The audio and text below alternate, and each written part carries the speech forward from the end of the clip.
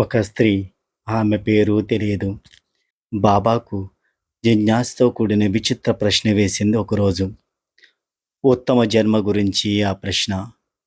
ఒక్కోసారి కొన్ని విచిత్రమైన, ఉత్సాహభరితమైన ప్రశ్నలు జిజ్ఞాసతో గురువు ముందుంచుతారు శిష్యులు.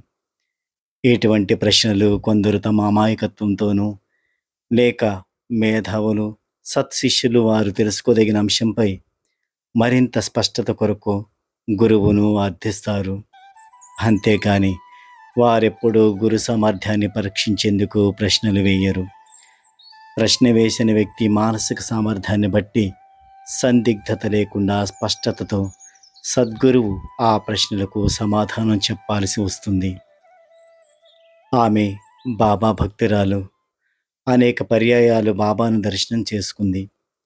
రోజు రోజుకి ఆమెకు కష్టాలు పెరుగుచున్నవి. సమస్యలు పరిష్కరించబడలేదు. ఆమెకు ఆ జీవితం దుర్భరమనిపించింది. 1914లో ఆమె బాబా పాదాలపై వాలి దీనంగా, బాబా, నాకెప్పుడు మంచి జన్మ వస్తుంది అని ప్రశ్నించింది.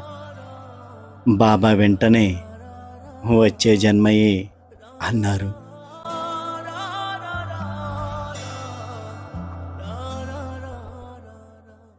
అదే క్షణం ఆమె మసీదు బయటికి వెళ్ళి బావిలో దూకేసింది.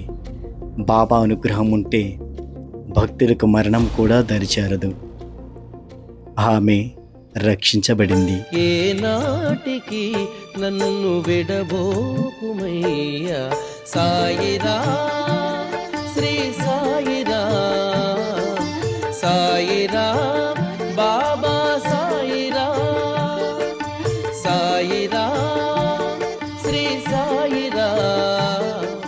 కాబట్టి ఈ సంఘటన బట్టి ఆమె ఉత్తమ జన్మ కోరుకుంది. కానీ బాబా వచ్చే జన్మయే అని చెప్పారు. అయినా కూడా వచ్చే జన్మ కాబట్టి అని ఆమె ఈ జన్మలోనే బావిలో దూకేసింది. కానీ ఆమెకు వచ్చే జన్మ రాసి పెట్టుంది కాబట్టి ఉత్తమ అనుగ్రహానికి ఈ జన్మలో ఆమె బావిలో దూకినా కూడా బాబా అనుగ్రహంతో ఆమె చనిపోకుండా రక్షించబడింది. కాబట్టి మన మరణం కూడా భగవంతుడు